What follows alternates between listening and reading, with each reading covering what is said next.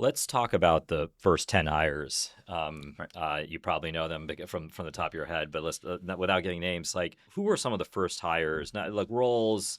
Uh-huh. Um, how did you know? You're always like, when do I hire? Because sometimes you meet founders that are just like, oh, I'm ready to hire, hire, hire. Like, Mm. were you guys slow to hiring? Were you like, let's just hire, 10 people right away?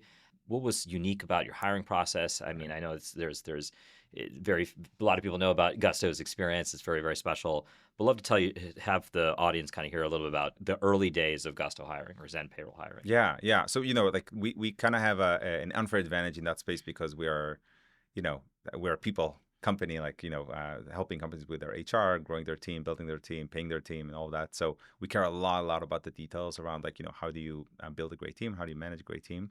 And one of these things is hiring. I would say one of the things that we've done very much from the very early days to be very very specific what exactly we want this person to do. So it's not just like I need an engineer, but rather like here's what this person is going to be working on, and therefore here's the skill set and the talents that I'm going to optimize for, and therefore here's where I'm going to source from, and here's the questions I'm going to ask, and here's how I'm going to evaluate if this person is the right person. So kind of starting from the work, and kind of going backwards as opposed to starting with like this imaginary profile.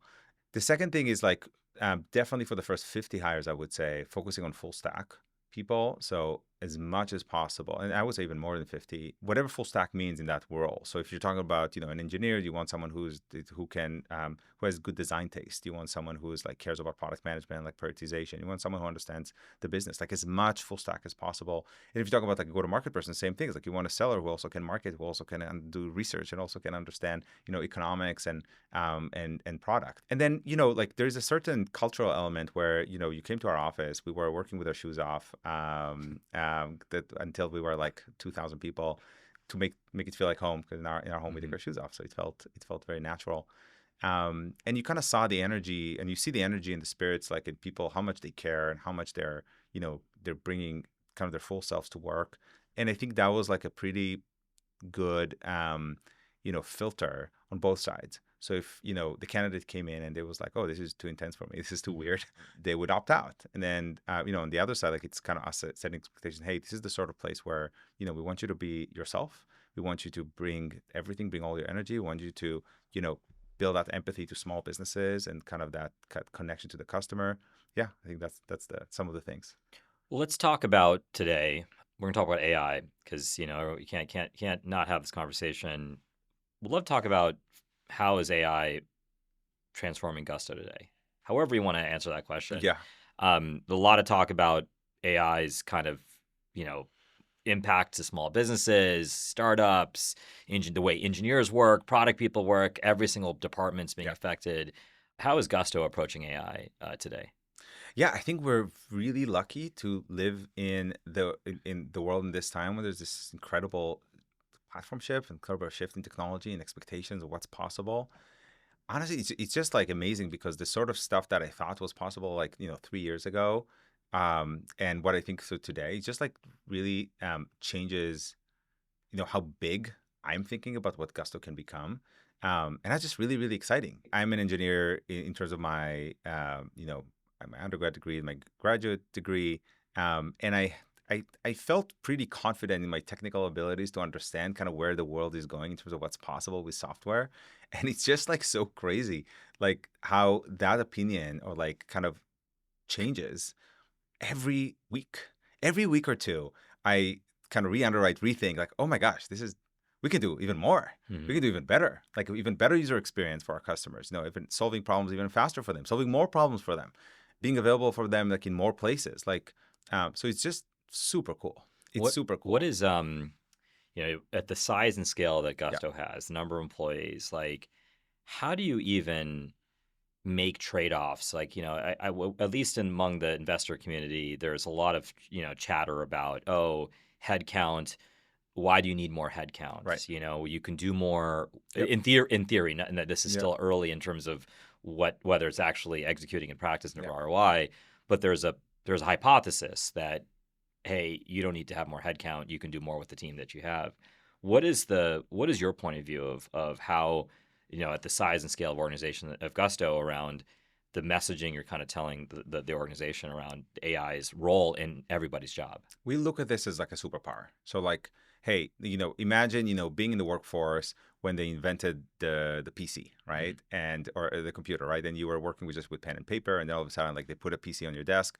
Now you can decide, am I going to turn this thing on and learn how to use, Word and Excel and whatever, or am I just going to keep using pen and paper? And like the answer is like, of course I'm going to use the Right. computer because it gives you the superpower, right? So I think this is where we are. We're now every single Gusty has this, computer at their disposal all of a sudden, this new superpower. And our expectations that people are going to just jumping right into it and try to, become experts in it.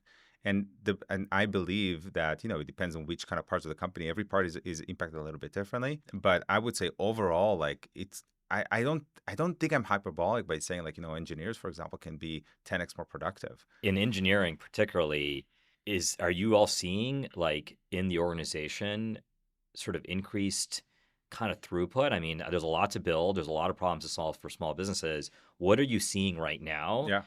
Because you guys are in this moment right now. Yeah.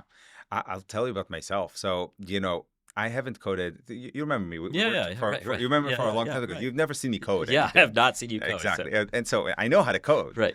but I didn't. And why? Because it's just, the distance between, I was just explaining this to my dad on the phone on the way here in the morning. So you got like the PRD, right? Like the Mhm. spec. And then there's a distance between the spec and a product. And that distance is the code, Mhm. right? And it used to be that code took you, and if you had an idea, that code would take a team of professionals for weeks and weeks and weeks in order to make it happen.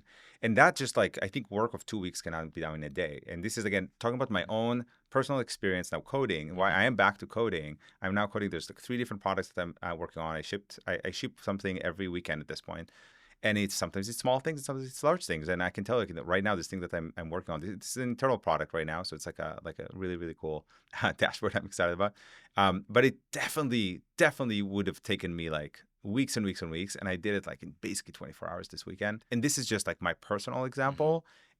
And when I look at the engineers at Gusto who are, called like AI pill, like people who are like, they get it, they're using Cloud Code, they're, all day long have like multiple agents running at the same time.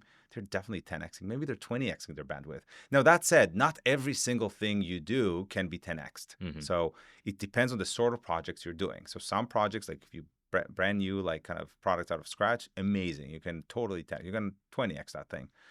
If you're looking at like a very, very complex code base, maybe it's not 10x, maybe it's like 30% faster, maybe it's 50% faster, but it's definitely faster. Mhm. And I think ignoring it and pretending it's not real is just is a mistake for people. How are customers experiencing Yeah, that? Because that's a change for small businesses for too. sure.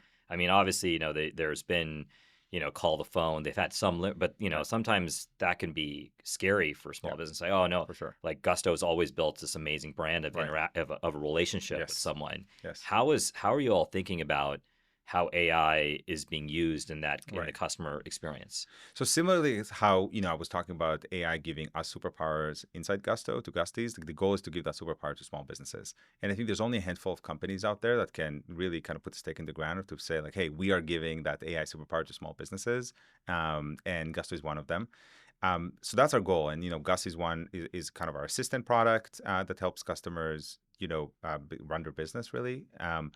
And we have lots of other kind of places within the app, within the experience, to help people. For example, like scheduling is like if you run a coffee shop, for example, and you have like a schedule with like with 3 shifts a day and 15 people, and you kind of need to figure out, how do I do this? It can take like 2 hours every Friday to figure this out. Now, with Gusto scheduling, you just click a button and it like automatically takes all the different kind of conditions and all the issues and all the everyone's restrictions, and puff, gives you like a good schedule, and you can kind of correct it and change it. But instead of taking 2 hours, it can take you like 10 minutes. That's like a small example. There's like many examples like that within our app. And we're just starting. So I'm very, very excited about it. You mentioned customer service. Here's the thing, like Gusto has hours of operation, for example. So you call our customer support and we have specific hours of operations. We're trying to be as accommodating as possible, but it will be hard to answer at 2 a.m. in the morning. Well, that's when you get actually a voice agent, and you talk with our voice agent, and people absolutely love it. People Hmm. absolutely love it because listen, if the bar is like, I get nothing done, and I was able to get something done, that's already better than what it is. And now our goal is to take it from like, I'm able to, let's say, serve 80% of the cases or 50% of the cases, now bringing it up to 80 and 90. And the more it can do, the more, again, superpowers, the small business has, when they can call in whenever they want, they can get things resolved. Hey, this is Ben Kesnoka, co-founder of Village Global. Thanks so much for tuning in to the Village Global podcast, where we go deep on all of the biggest topics in tech. If you enjoyed this conversation, please subscribe to our YouTube channel. You can check us out on Spotify, Apple, wherever you get your podcasts. We'd love to see you for the next one.